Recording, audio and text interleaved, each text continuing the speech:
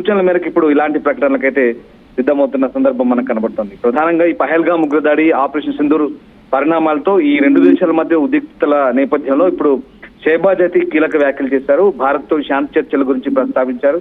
కశ్మీర్, ఉగ్రవాదం, వాణిజ్యం, జల వివాదం ఇట్లాంటి దీర్ఘకాలిక సమస్యలపై భారత్ తో చర్చించేందుకు సిద్ధంగా ఉన్నామంటూ ప్రకటించిన పరిస్థితి మనకు ఒక రకంగా కొంత ఆశ్చర్యానికి గురి చేస్తుంది. అంటే 4 రోజుల విదేశీ పర్యటనలో భాగంగా షెహబాజ్ షరీఫ్ ఇరాన్ రాజధాని టెహ్రాన్ వెళ్లారు. ఆ దేశ అధ్యక్షుడు మసౌద్ పెజెష్కియాన్ తో సమావేశమయ్యారు. ఆ క్రమంలోనే ఈ జాయింట్ ప్రెస్ కాన్ఫరెన్స్ లో ఇలాంటి వ్యాఖ్యలు చేశారు. ఎందుకంటే మిడిల్ ఈస్ట్ జర్నలిస్టులు అడిగిన ప్రశ్నకి సమాధానంగా చెప్పారు. భారత్ తో చర్చలకు సిద్ధంగానే ఉన్నాం, మా పొరుగు దేశంతో సో శాంతి చర్చలకు సిద్ధంగా ఉన్నాం. వాణిజ్యాన్ని కూడా మేము ప్రోత్సహించేందుకు, ఉగ్రవాదాన్ని ఎదుర్కోవడానికి కూడా ఇండియాతో మాట్లాడడానికి కూడా సిద్ధంగా ఉన్నాం. మేము ఎప్పుడు శాంతిని కోరుకుంటున్నామంటూ దయ్యాలు వేదాలు వల్లించిన మాదిరిగా షెహబాజ్ చెప్పడం ఇప్పుడు నిజంగా ఒక రకంగా సిగ్గుచేటు. ఎందుకంటే శాంతి చర్చల ద్వారా ఇరు దేశాల మధ్య ఉన్నటువంటి సమస్యలను పరిష్కరించుకు ప్రయత్నిస్తామంటూ అది కూడా మళ్ళీ నెపం భారత్ మీద నెట్టే ప్రయత్నం చేశారు. ఒకవేళ నిజంగా భారత్ కనుక శాంతి కోరుకుంటే, శాంతియుత వాతావరణాన్ని కోరుకున్నట్లయితే ఆ చర్చల ప్రతిపాదనకు అంగీకరించాలంటూ తిరిగి మళ్ళీ భారత్ పైకి ఆ నెపాన్ని నెట్టే ప్రయత్నం చేశాడు.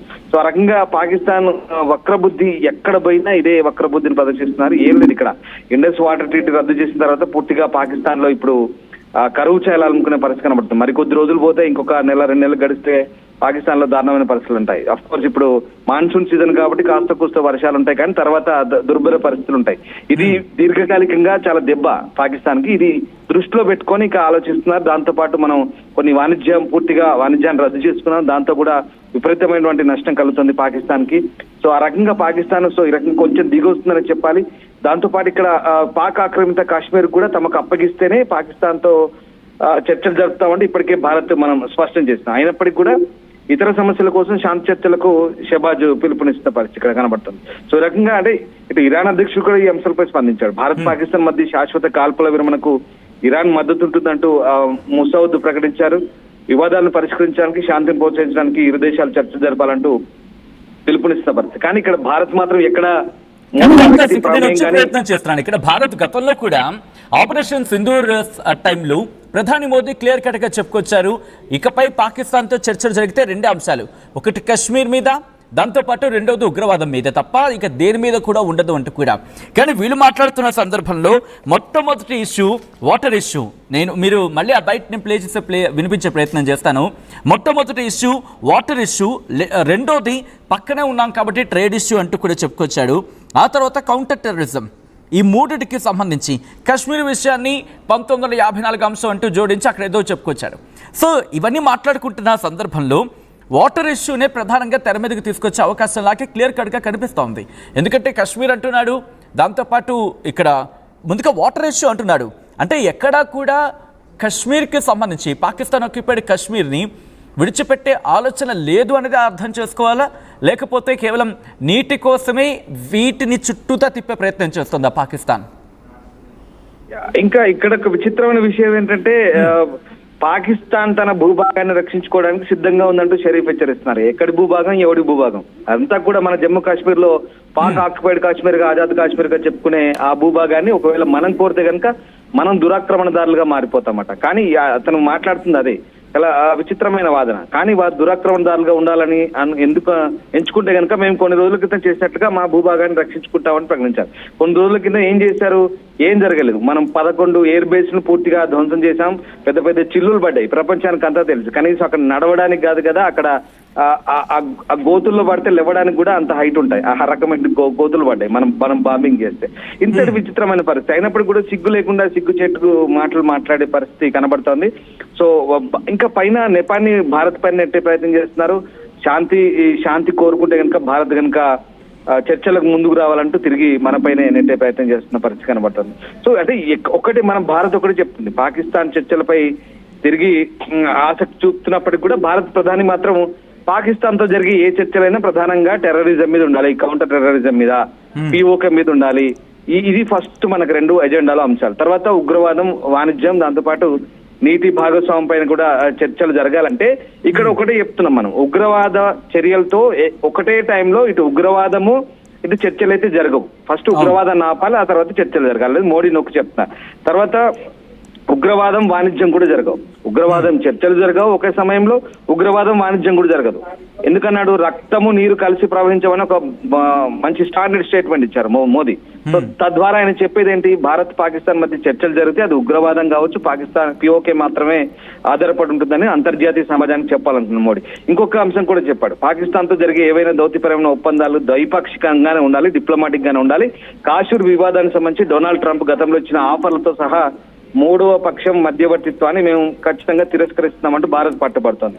అయితే ఇతరుల బాహ్య జోక్యం లేకుండా ఈ సమస్యలను పాకిస్తాన్ తో నేరుగా పరిష్కరించుకోవాలనే మన నిబద్ధతను ఈ వైఖరి అయితే నొక్కి చెప్తుంది. సో ఈ నేపథ్యంలో ఇప్పుడు అంటే మనం ఎప్పుడైతే సిమ్లా ట్రీటీ రద్దు చేసుకున్న తర్వాత ఇవన్నీ పక్కదారి పట్టాయి. సిమ్లా ట్రీటీ ఉంటే కనుక మూడో దేశం జోక్యం అవసరం లేదు. కానీ ఆ సిమ్లా ట్రీటీని పాకిస్తాన్ పక్కదారి పట్టించిన నేపథ్యంలో మధ్యలో ట్రంప్ అనేవాడు ఎంటర్ అయ్యాడు. నేను ఏదో రాత్రి నేను బాగా కష్టపడ్డాను, మాట్లాడాను, ఆ ఇద్దరు కామన్ సెన్స్ యూజ్ చేసి ఆపుకున్నారంటూ అతనే ఏకపక్షంగా ప్రకటించుకున్న పరిస్థితి నిజంగా చాలా అంటే ఈ మధ్యవర్తిత్వం కావచ్చు అన్ని. బట్ ఇప్పుడు ప్రస్తుతం మధ్యవర్తిత్వం గురించి కాకుండా పాకిస్తాన్ నేరుగా భారత్ తో మాట్లాడేందుకు చర్చకు సిద్ధం అన్న సంకేతాలను ఇస్తోంది. కానీ ఇంట్రెస్టింగ్ ఇక్కడ నేరుగా మేము సిద్ధంగా లేవు చర్చలకు, ఇటు భారత్ మరి ముఖ్యంగా భారత్తో చర్చలు సిద్ధమైన సందర్భంలో శాంతి కోరుకుంటున్నాం, శాంతి కాముకులం, శాంతే కావాలనుకుంటున్న వాళ్ళం, గతంలో మాకు we wanted peace, we want peace and we work for peace, ఈ మూడు పదాలను ఉపయోగించాడు. ఈ మూడు పదాలను ఇక్కడ ఉపయోగిస్తూ వీటి నేపథ్యంలోనే మేము చర్చలకు సిద్ధంగా ఉన్నాం, మేము ఎప్పుడు శాంతి కోరుకునే వాళ్ళం కాబట్టి మాకు చర్చలు కావాలి, మేము ఎప్పుడు శాంతే కావాలి కాబట్టి శాంతి గురించి మాట్లాడుకున్నాం కాబట్టి చర్చలు కావాలి అని దాన్ని కోట్ చేస్తూ దాన్ని స్ట్రెస్ చేస్తూ ఇక్కడ కూడా వాటర్ గురించి మాట్లాడుతున్నాడు. అంటే ఇప్పుడు నీటికి కటకటలాడుతున్నాడు కాబట్టి వాటర్ విషయాన్ని తెర మీదకి తీసుకొచ్చాడని చెప్పుకోవాలి. At the same time trade విషయానికి సంబంధించి అక్కడ వ్యాపారం జరగట్లేదు కాబట్టి ట్రేడ్ విషయాన్ని తెర మీదకి తీసుకొచ్చాడనే చెప్పుకోవాలి. ఆ తర్వాత ఆఖరణ కౌంటర్ టెర్రరిజం అనే పదాన్ని ఇక్కడ ఉపయోగించడం జరుగుతోంది. కానీ ఏవైతే భారత్ ఆ రెండు అంశాలని ప్రస్తావించిందో ఆ రెండింటినీ ఆఖరణ పెట్టేశాడు. వాడికి కావాల్సిన మాత్రం రెండింటినీ ఫస్ట్ ప్రిఫరెన్స్ లో ఇచ్చుకున్నాడు. సో దీన్ని ఎలా చూడాలి? మీరు చెప్తున్న మూడు అంశాల వారిగా మూడు వివరణలు ఇవ్వచ్చు మనం. ఎందుకంటే ప్రధానంగా వాటర్ సమస్య అనేది చాలా పెద్ద సమస్య. ఎందుకంటే పహల్గామ్ ఉగ్రదాడి తర్వాత మనం ప్రతీకారం తీర్చుకున్నాం, దాయాద్ దేశాన్ని దెబ్బ కొట్టేందుకు మనము ఫస్ట్ వాడిన అస్త్రం ఏంటంటే Indus water treaty. So Sindhu నది జలాల ఒప్పందాన్ని నిలిపేసిన తర్వాత అనేక సార్లు మన మీద అక్కసు వెళ్ళకెక్కారు. అసలు మన రక్తం బారిస్తామని, అది చేస్తాం ఇది చేస్తాం, భారతీయుల మొత్తం రక్తం ఏర్లై పారాలి సింధు నదిలో అంటూ రకరకాల మాటలు మాట్లాడారు. లేదంటే భారత ప్రజల ఊపిరి ఆపేస్తామంటూ ఇటీవలే మళ్ళీ పాకిస్తాన్ ఆర్మీ కూడా ఈ స్టేట్మెంట్స్ రీసెంట్ గా కూడా చేసింది. అయితే సింధు నదీ జలాల ఒప్పందం పాకిస్తాన్ సీమాంతర ఉగ్రవాదం కారణంగానే నిలిపేస్తామంటూ మనం చాలా క్లియర్ గా చెప్తున్నాం. మన ఎక్స్టర్నల్ అఫైర్స్ మినిస్టర్ జయశంకర్ కూడా ఇదే స్పష్టం చేశాడు. విదేశాంగ ప్రతినిధి మన రణధీర్ జైస్వాల్ కూడా ఇదే మాట మళ్ళీ నొక్కి చెప్పే పరిస్థితి కనబడుతుంది. పాకిస్తాన్ తన మద్దతును ఎప్పటికైతే ఉగ్రవాదంతో విరమించుకుంటుందో అప్పుడే మనం ఈ రకమైన చర్చలు జరుపుతామంటే చెప్పిన పరిస్థితి. ఇదొక అంశం. ఇప్పుడు సింధు జలాలు లేవు కాబట్టి కటకటలాడుతున్న పరిస్థితి నీటికి. ఇక రెండోది వాణిజ్యపరంగా చాలా నష్టం జరుగుతుంది. ఇటు మిడిల్ ఈస్ట్ నుంచి రావాల్సిన వాణిజ్యం కానీ, ఇటు కాబూల్ నుంచి రావాల్సిన వాణిజ్యం కానీ, అలాగే ఎయిర్ స్పేస్ నుంచి రావాల్సిన డబ్బులు కానీ ఇవన్నీ కూడా కంప్లీట్ గా నిలిచిపోయిన పరిస్థితి. చాలా ఇబ్బందికర పరిస్థితి ఉంది పాకిస్తాన్ కి. ఇక మూడోది మీరు అన్నట్టుగా కౌంటర్ టెర్రరిజాన్ని పెంచి పోషిస్తున్నారంటూ మనం చేస్తున్నటువంటి అంశాలను కూడా ప్రపంచ దేశాల దృష్టికి వెళ్ళడంతో IMF లాంటి సంస్థల్లో ఇప్పుడు పాకిస్తాన్ కు నిధులు ఇవ్వాలంటే చాలా ఇబ్బందికర పరిస్థితి. ఎందుకంటే ఇప్పటికే పాకిస్తాన్ ప్రేరేపిత ఉగ్రవాద సంస్థలన్నీ కూడా అటు అమెరికాతో పాటు చాలా దేశాలు, యునైటెడ్ నేషన్స్ కూడా గ్రే లిస్ట్ లో పెట్టాయి. IMF కూడా చాలా వరకు గ్రే లిస్ట్ లో ఉంది. ఇప్పుడు పాకిస్తాన్ లో ఉన్నటువంటి సంస్థను గ్రే లిస్ట్ లో పెట్టడం ద్వారా పాకిస్తాన్ కు అదొక దెబ్బ. అంటే మేము టెర్రరిజం పై మేము కూడా పోరాటం చేస్తున్నామంటే చెప్పుకోవడం ద్వారా ఆ మచ్చను తొలగించుకునే ప్రయత్నం చేస్తున్నారు. సో ఆ రకాలుగా ఈ మూడు అంశాలు మాత్రమే అంటున్నాడు. కానీ ఇక్కడ భారత్ ని బూచుగా చూపించి, అంటే భారత్ ని బెదిరింపులకు దిగుతోంది అనుకోవాలంటే మేము చర్చలకు సిద్ధంగా ఉన్నాం, భారత్ మాత్రం సంసిద్ధంగా లేదు అని చెప్పి భారత్ మీద బురద జల్లే ప్రయత్నం చేసేస్తే అంతర్జాతీయ సమాజంలో ఇంకొకసారి వీళ్ళేదో మంచి వల్ల బిల్డప్ ఇచ్చే ప్రయత్నం చేయడానికి ఈ అవకాశాన్ని వాడుకునే ప్రయత్నంలో భాగంగా ఈ మాట ఉపయోగించాలి అనుకోవాలా షహబాజ్ షరీఫ్? డెఫినెట్ గా. అంటే మొదటి నుంచి కూడా అదే ప్రయత్నం చేస్తున్నారు. అసలు భారత్ ని దురాక్రమణదారుగా వర్ణిస్తున్న పరిస్థితి కనబడుతుంది POK విషయం. ఇంత చెప్తున్నా కూడా మనం POK విషయం గురించి మనం పట్టుబడుతుంటే POK విషయం చెప్పకుండా పాక్ కాశ్మీర్ విషయాన్ని దాటవేస్తూ మిగతా వాటి విషయంలో శాంతి చర్చలకు సిద్ధమంటూ మాట్లాడడం అయితే నిజంగా అసలు హాస్యాస్పదంగా అనిపిస్తోంది. ఈ మాటలు వింటుంటే కూడా చాలా విచిత్రంగా ఉంది. అంటే ఇతర సమస్యల కోసం శాంతి చర్చలకు షహబాజ్ పిలుపునివ్వడం అయితే నిజంగా ఇది చాలా విచిత్రమైన వాదన. అంటే అసలు విషయాన్ని పక్కదారి పట్టించి ప్రతి అంశాన్ని కూడా భారత్ ను బ్లేమ్ చేసే ప్రయత్నం చేస్తున్నారు. ఇప్పుడు జరుగుతుంది కూడా అదే. టెహ్రాన్ పర్యటనలో ఆయన అదే మాట్లాడారు. మిడిల్ ఈస్ట్ ప్రతినిధులు, మీడియా ప్రతినిధులు అడిగిన మాటకైతే మేము